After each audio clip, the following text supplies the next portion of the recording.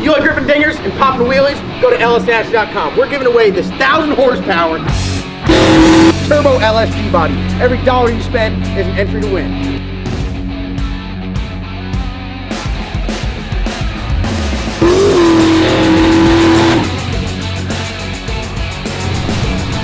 $94mm turbo, forged LS, Holley EFI, power glide transmission. This thing is bad to the bone and can be yours if you go over to lsnasty.com. 4 seats and a big ass trunk for all your friends. This thing's a true muffin cap peeler. It's the highest horsepower car we have ever given away. Double B blocks, check. Forged LS, check. 1,000 horsepower, oh yeah. QA1 suspension, you bet. You can take this thing, put all your friends in it, go cruise around because it is a true, real deal street car. Or you go to the track and bust them out. Go to lsnasty.com, check out all of our brand new merchandise. We got hats, shirts, stickers, socks, key tags, posters, you name it, we got it. And every dollar you spend is an entry to win. lsnasty.com or the first link in the description below. Go and get entered.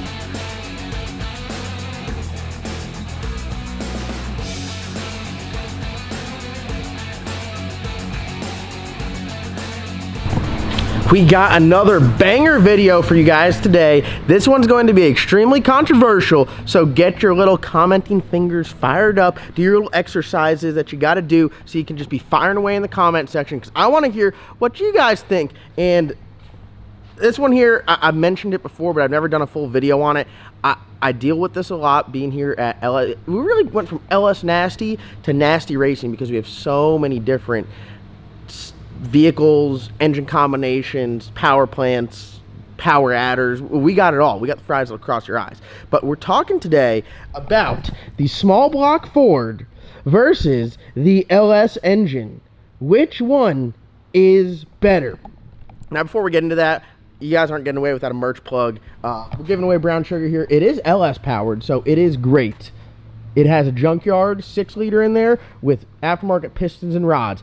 Your 1,000 horsepower bread and butter setup. 94mm turbo, Holley EFI, runs on pump E85, so you can drive this thing to the gas station, fill it up, and drive it home. Take it out to the track, bust some ass, power glide, 12 bolt. It's got a cage. It's already frame notched. It's got double beadlock wheels, billet specialties front and rear. I mean, QA1 coilovers all around. This can be yours. Every dollar you spend at lsnasty.com gets you entered to win. T-shirt club. You got till the 25th to pick up the Salty John shirts. They're discounted. They're discounted. You guys can buy shirts for cheaper and get double entries. Makes no sense to me, but they're telling me I have to do it, so I'm talking about it.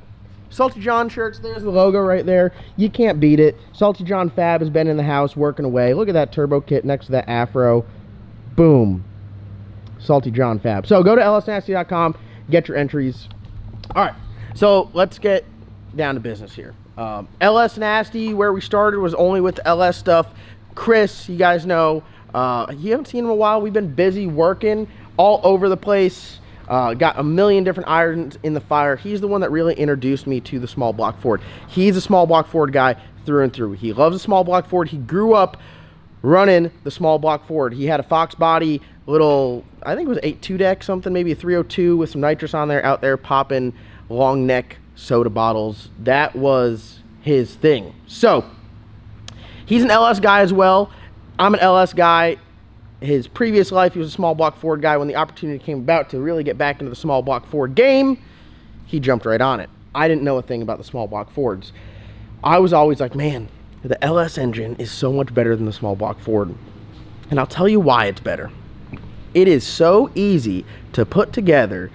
Any knucklehead can slap one together. You can take it apart and slap it together, no problems. You can run to the parts store, get all the parts you need. You can call your neighbor. He's probably got some LS parts. You can call your buddy down the road. He's got LS parts. Every other car on the road's got an LS in it. So you can get parts for them, and they're super easy, simple, and they're reliable.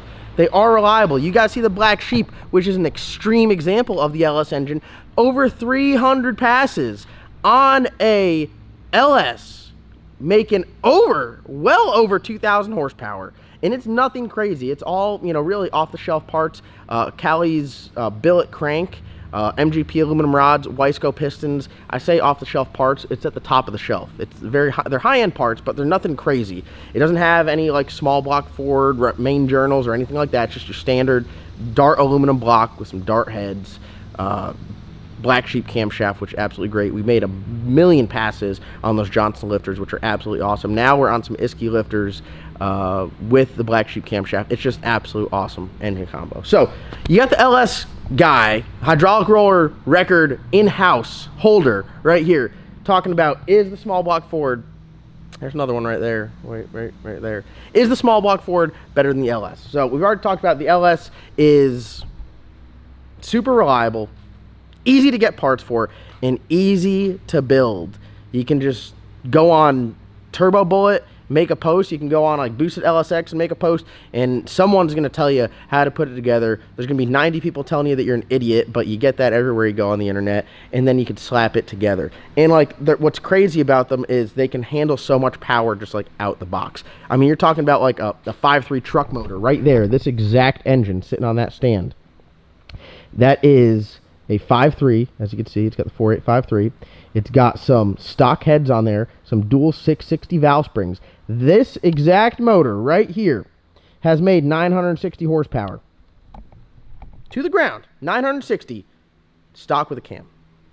That's why I think the LS is so great, because you can come out the box, you can rip that sucker out of a truck, throw a cam in there, maybe be in $1,500. Put some head gaskets on there, some ARP head studs, cram it in there, and pow, make damn near 1,000 horsepower. Will it last forever? No, but you can party for a little bit. So that's like my spiel on the LS. The LS, makes great power for how little parts you could put in it. It's super, super easy to put together. A bunch of knuckleheads I know have put them together, and for some reason they run, which is beyond me.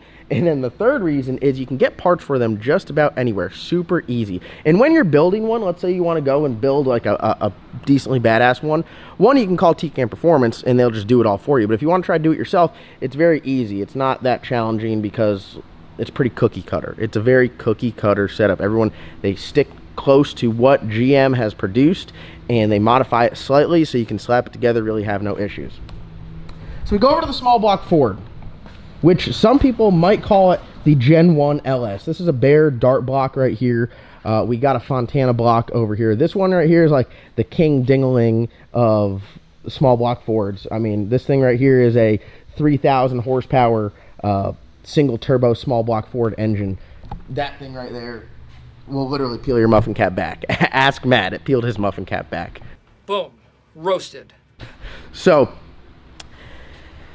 the small block Ford. I'll just get right to the point. I'll break it down with you. The small block Ford, I think, makes more power. I think you can make more power with a small block Ford than you can an LS. I think that the parts are just a little bit beefier. The cylinder heads, I think you can be better with. Now they're starting to adapt some of like the small block Ford style cylinder heads over to the LS, but we're not even going to talk about that. Small block Ford, I think you can make more power with.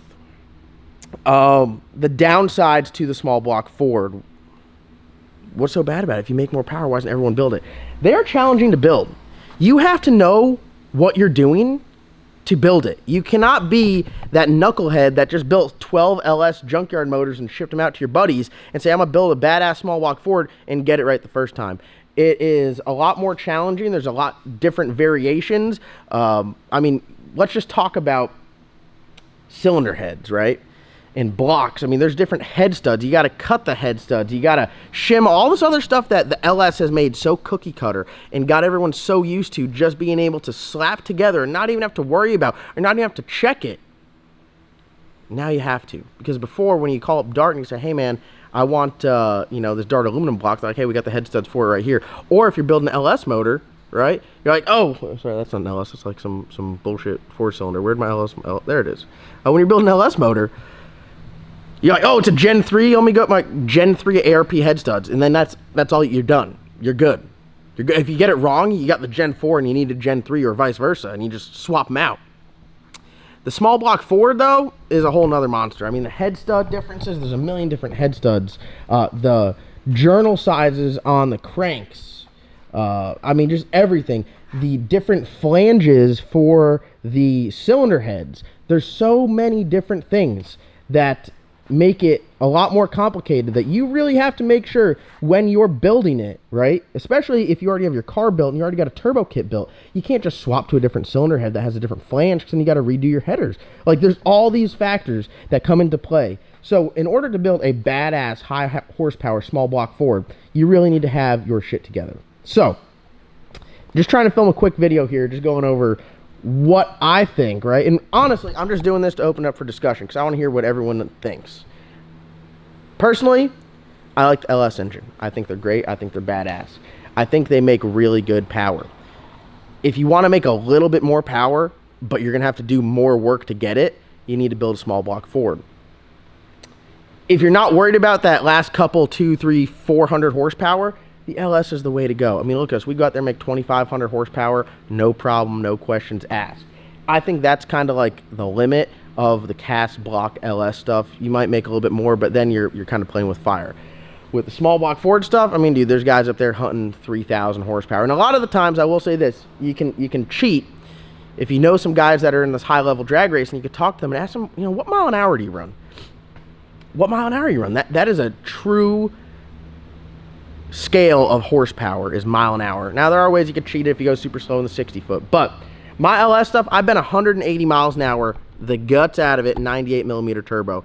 I know guys that have been single turbo with the small block Ford stuff that, you know, been 182, 184, 186. I mean, they're flying in the 8th mile. They're making more horsepower. I generally go through the traps like 175 miles an hour. That's pretty good.